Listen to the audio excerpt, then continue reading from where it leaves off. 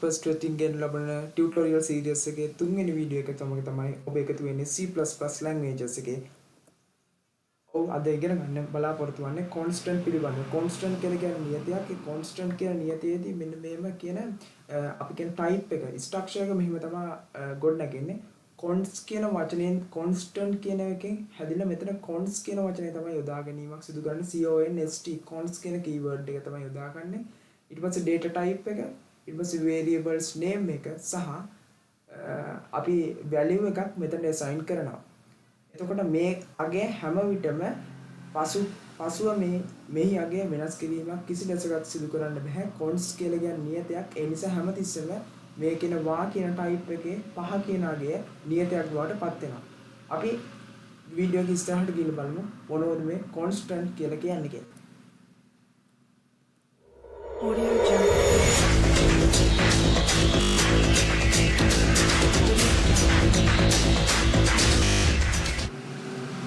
Oh, अब බලමු literals කියලා කියන්නේ මොකක්ද කියලා. මේ literals කියන එකේදී ඒ කියන්නේ ඒකදී අපි define කියන වචනය යොදා ගැනීමක් සිදු කරන්නත් පුළුවන්. ඊට අමතරව const කියන වචනය යොදා ගන්නත් පුළුවන්. අපි තව පොඩ්ඩකින් කතා කරමු මේ literals කියලා කියන්නේ මොකක්ද කියලා. integer එකක් කියලා කියන එක අපි හඳුන්වනවා කලින් ටියුටෝරියල් මේ lesson වලදී. integer type එකක් ගත්තට පස්සේ සමාන මේ dot operator එකක් තියෙනවා. මේක floating points එකක් නෙමෙයි නැත්නම් float කියලා කියනවා. මේ ගත්තට පස්සේ මේ integer එකක් 1776 770 273 කියන එක ගත්තට පස්සේ මේවා integer type එකක්. මේ decimal places ඒ කියන්නේ දශම 10 ස්ථාන වලින් කොහොමද 8 පාදයෙන් තිබුණොත් octal වලින් කොහොමද සහ hexadecimal 16 පාදයෙන් කොහොමද තියෙන්නේ කියන තමයි මේ සරල උදාහරණයක් දීලා තියෙන්නේ. මෙතන ගත්තට පස්සේ අනිවාර්යයෙන්ම අපි character එකක් හඳුන්වද්දී character එක අනිවාර්යෙන්ම තනි quotation mark වලින් එහෙම නැත්නම් single quotation mark වලින් තමයි පෙන්නන්නේ. z කියලා එතකොට අපි අනිවාර්යෙන්ම මේ C++ කියන language එක දැනගන්නවා මේක අනිවාර්යයෙන්ම character එකක්. මේක character එකක්.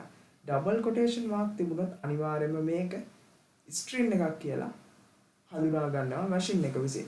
ඒකට තමයි මේ තනි quotation mark සහ double quotation mark ඒවා යොදා ගැනීමක් සිදු කරන්නේ. ඒ වගේම මේ C++ language එකේදී අර අනිත් language එක වගේම මේකට විශේෂ වූ escape codes තියෙනවා. ඒකෙන් කියන්නේ දැන් /n එක වගේ දැම්මොත් අපි කියන්නේ new line. new line කියන එකෙන් තමයි simple line තියෙන්නේ. ඒ වගේම අනෙක් ඒවා ගොඩාක්ම වැදගත් වෙන්නේ මේ t කියන එක tab space. ඒ කියන්නේ space එක නියත අගයක පවත්වා ගැනීම සඳහා කෝඩින් කරද්දී හැම එකක්ම mouse එක යොදාගෙන කිරීම අපහසු නිසා සහ වේගවත් සිදු කරන්න ඕන නිසා තමයි මේ keyboard එක ආධාරයෙන් අපිට space තියන්න පුළුවන් new line එකකට යන්න පුළුවන්. ඒ වගේම black space තියන්න පුළුවන්. සහ අපිට මොකක්ම හරි තනි quotation single quotation mark එක print කරන්න ඕන. මෙතන star mark එක තමයි මේ slash එක යොදා ගන්නවා single quotation mark එක. එතකොට print වෙන්නේ හැමදෙස්සම slash එකෙන් පස්සේ තියෙන එකක් තිබුණොත් ඒක අනිවාර්යෙන් print වෙනවා. එතකොට මෙතන double slash නිසා double slash කියන එක print වෙනවා. එතකොට මෙතන double slash එකක් තියෙනවා. එතකොට මෙතනදී slash එක තමයි print වෙන්නේ. හැමදෙස්සම slash එකෙන් පස්සේ තියෙන එක තමයි මේක print වෙන්නේ. හදලා තියෙන්නේ. උදාහරණයක් ලෙස බලුවොත් එහෙම /n එක ගන්න පුළුවන් /t එක ගන්න පුළුවන් n එකෙන් කියලා කිව්වේ new line එක t එකෙන් කිව්වේ tab space එක. ඔයාලට ගිහලා බලන්න පුළුවන් n එකෙන් කිව්වේ new line එක t එකෙන් කිව්වේ tab space එක. එතකොට මෙතන ගත්තට පස්සේ අපි හැමතිස්සෙම මේක ඔපරේට් වෙන්නේ හැමතිස්සෙම left hand side එකේ ඉඳන් right hand side එකට. ඒ කියන්නේ /t කියලා ගත්තොත් left hand side එකේ ඉඳන් right hand side එකට තමයි space එක set වෙන්නේ. ඒ වගේම new line එකක් ගියොත් එimhe 1 එකේ ඉඳන් 2 එකට 1 එක ඊට පස්සේ යට 2 එක ඊට පස්සේ 3 එක. ඒ විදිහට තමයි print වෙන්නේ. right? අපි බලමු මේ constant කියන නියතය. constant කියද්දී අර කාලියෙන් කිව්වා මම. ඉස්සලාම const කියන වචනේ තමයි යොදාගන්නේ. ඊට පස්සේ return type එක ඒ වගේම phi. දැන් මේක මේ වගේ යොදා ගන්න ප්‍රධාන හේතුව මේ අගය වෙනස් වෙන්නේ නැහැ. phi කියන අගය ගත්තට පස්සේ ඒ phi කියන අගය හැම වෙලාවෙම නියතයක්. ඒක බැලුවට පස්සේ ඕන කෙනෙක්ට තියෙන phi කියන කියන්නේ 22 වෙදීම 7. එහෙම නැත්නම් 3.1 4 1 5 ඔන්න ඔය කියන අගය.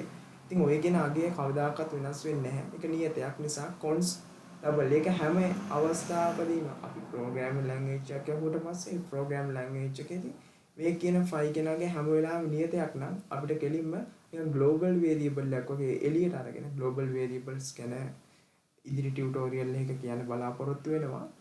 එතකොට මෙතනදී මේ phi කියන අගය ගත්තට පස්සේ phi කියන අගය හැම අවස්ථාවකම නියතයක්. නියතයක් වෙනවා. ඒ නිසා තමයි මේ const කියලා නම් තියෙන ඊට return type එක දාලා name එක දාලා තියෙනවා. ඒ වගේම අපිට පුළුවන් හැම එකේම tab space එකක් තියෙන හැම වෙලාවෙම print කරන කරදරයක් නිසා පොදුවේ මේ හැම වෙලාවෙම t කියන එකක් තිබුණොත් අනිවාර්යයෙන් මේක tab space එකක් වෙනවා කියලා තමයි idea කරලා තියෙන්නේ. උදාහරණයක් ලෙස බැලුවොත් එහෙම අපි අර හැම එකේම වගේ ස්ලෑෂ් එකෙන් ඉන්ක්ලූඩ් කියලා නම් දෙනවා. ස්ලෑෂ් එක කියන්නේ අපි මේ හඳුන්වනවා මේ ප්‍රොසෙසර් එකකට මෙන්න මේක තමයි ස්ටාර්ට් කරන්නේ. input output streams කියන එක කියන මේ C++ language එක තමයි ස්ටාර්ට් කරන්නේ.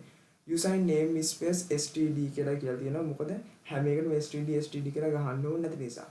ඒක කලින් lesson වලදී කියලා දීලා තියෙනවා. ඊට පස්සේ මේ අලුතෙන් part එක තමයි මෙතන තියෙන්නේ. මේ const double කියලා කියන්නේ හැම ඉස්සෙල්ලා මෙතන use කරන හැම එකකටම කලින් යොදාගන්නේ phi කියන අගය මේ අගය සහ new line එක මේක කියලා තියෙනවා. ඒ නිසා එතකොට new line කියන එකේදී අපිට ආයි call කරන්න ඕන නම් මේ new line කියන තමයි යොදා ගැනීමක් සිදු කරන්නේ. හරි. මේ main code එක ඇතුලේ ඒ කියන්නේ මේක මම කිව්වා function එකක් කියලා in main එතකොට අනිවාර්ය return type එක තියෙනවා. තිබුණ නැති වුණා කියලා අවුලක් වෙන්නේ නැහැ. මේක double r සමානයි 5 අරන් තියෙනවා double circle කියලා අරන් තියෙනවා. එතකොට මෙතන අපි ගත්තට පස්සේ මෙතන circle කියලා එකක් තියෙනවා. මේ circle එකේ අගය 2 multiplication 5. එතකොට මේ 5 ගේ අගය අපි උඩින් global variable එක කියන්නේ ඔක්කොම පොදු variable එකක් ලෙස හඳුනලා තියෙනවා 3.14. ඒ අගය මෙතන ගන්නවා r ගේ අගය 5යි කියලා ගන්නවා. එතකොට අපි ආසන වශයෙන් ගත්තොත් 2 3න් වැඩි කරාම 6යි 6 5න් වැඩි කරාට පස්සේ 30යි. එතකොට මේ දශම ස්ථානත් එක්ක වැඩි කරාට පස්සේ 31.4යි 1යි 5යි 9ක් එනවා. එතකොට දැන් මේකේ අගය හැමතිස්සෙම දකුණු අත පැත්තෙන් වම් අත පැත්තට යන නිසා මේ අගය circle පැත්තට යනවා. එතන දැන් circle කියන එක තමයි print වෙන්නේ මේක. නමුත් අපි උඩින් හඳුනන විදිහට new line කියලා කියන එක මෙන්න මේකේ දකුණු අත පැත්තෙන් වම් අත පැත්තට යනවා. slash n එකේ හැමතිස්සෙම කියන්නේ new line. එහෙනම් new line කියලා call කරපුවම කෙලින්ම new line එකක් එනවා. මෙතන මොකෝත් නැති නිසා ඔය විදිහට තමයි අවිල තියෙන්නේ. එහෙනම් මේ ඔක්කොටම කරන්න පුළුවන් පොදු දේවල් තමයි මෙතන හඳුන්වන්නේ. ඒක නියතයක් ලෙස තමයි දක්වන්නේ. එතකොට අනිත් එක තමයි define කියලා හඳුන්වන්නේ. මේ define කියන එකේදී වෙන්නේ හරියට අර constant වගේ තමයි නියතයක්. මේ අගේ හැමතිස්සෙම සඳහන් කරන්න ඕනේ නිසා define කියලා උඩින් සඳහන් කරනවා. මේ slash define කියලා තමයි සඳහන් කරන්නේ. සාමාන්‍ය කමෙන්ට් එකක් නෙමෙයි slash මේ sharp sign එක දැම්මම sorry මේ sharp එක තියෙන්නේ. sharp එක දැම්මම පස්සේ එතකොට මෙතන define identifier representment කියලා තමයි තියෙන්නේ. බලමු මේක කොහොමද දෙන්නේ කියලා. මෙතනට ගත්තට පස්සේ සාමාන්‍ය විදියමයි user name space එක තියෙනවා. මෙන්න define කියලා දාලා තියෙනවා. අපිට අවස්ථා දෙකක් පුළුවන්. එක්ක define කියන එක භාවිතා කරන්න පුළුවන්. එහෙම නැත්නම් constant කියලා භාවිතා කරන්න පුළුවන්. constant කියද්දි මෙන්න මේ sign එක නෑ, sharp එක නෑ. නමුත් define කියද්දි මේ define කියන වචනේ අර්ථය ගන්න. define කියන වචනේ අර්ථය ගත්තට පස්සේ ඒක කියන්නේ සඳහන් කරන්න කියලා.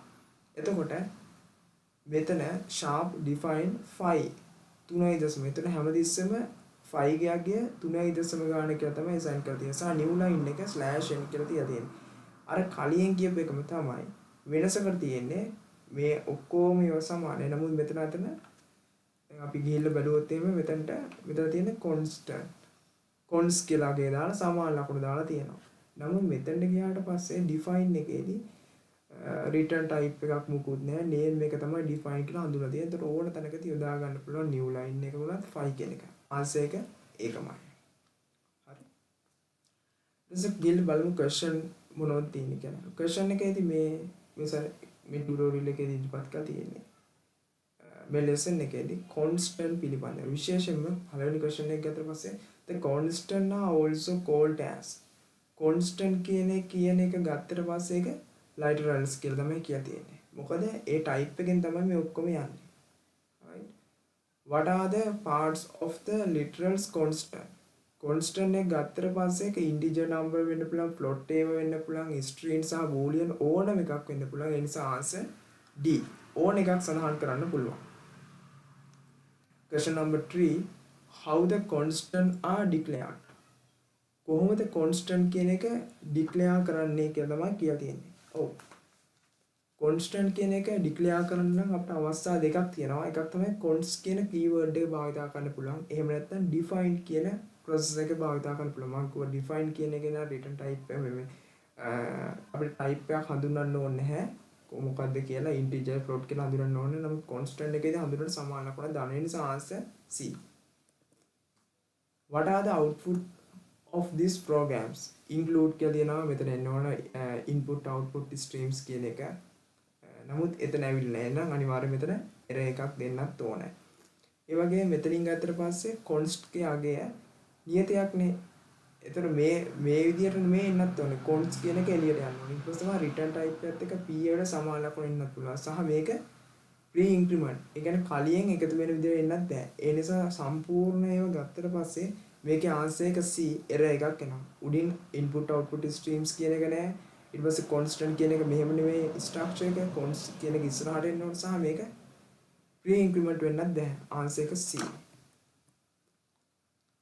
ඊට පස්සේ what is the output of the programs? මේක input output එක හරි. ඊට පස්සේ මේකත් හරි. ඊට පස්සේ define කියන එක 5 කියන එකත් හරි. ওই විදිහට තමයි එන්නේ. එතන float එකේ ආට දෙකක් දාලා තියෙනවා 2යි. 5 ගේ අගය ඇවිල්ලා 3යි. 3 වරක් 2 6යි. 6යි මෙතන 2යි. 6 වරක් 2 12යි. 12න් යන එකකට තියෙන්නේ මේකට. එතකොට answer A බලන්න දෙයක් නැහැ. එතකොට constant පිළිබඳව ඉතින් ඔන්න ඔය කියන දේවල් තමයි දැනගන්න ඕනේ පහසුවෙන්ම සහ ලේසි එක define කියන එක හඳුනන්න පුළුවන්. එහෙම නැත්නම් const කියන එක හඳුනන්න පුළුවන් main program එක උඩින්. ඔව්. මේ කියපු දේවල් ඔයාලට තේරුණා කියලා හිතනවා නම් අනිවාර්යෙන්ම තවත් වීඩියෝ බලන්න ඔයාලට ආස නම් සහ අලුතෙන් දේවල් ඉගෙන ගන්න ආස නම් ඔය යට තියෙන ප්‍රතිපාඩ බටන් එක subscribe කරලා නැත්නම් subscribe කරන්න. ඒ වගේම bell icon එක click කරලා අලුත් වීඩියෝ එකක් ආපු සැනින්ම ලබා ගන්න පුළුවන්. ඒ වගේම like කරන්න, comment කරන්න, ඔයාලගේ යාළුවන්ට දැනගන්න මේක share කරන්න. තවත් වීඩියෝ එකකින් නැවතත් හමු වෙන බලාපොරොත්තුෙන් සමු ගන්නවා. සුබ දවසක්.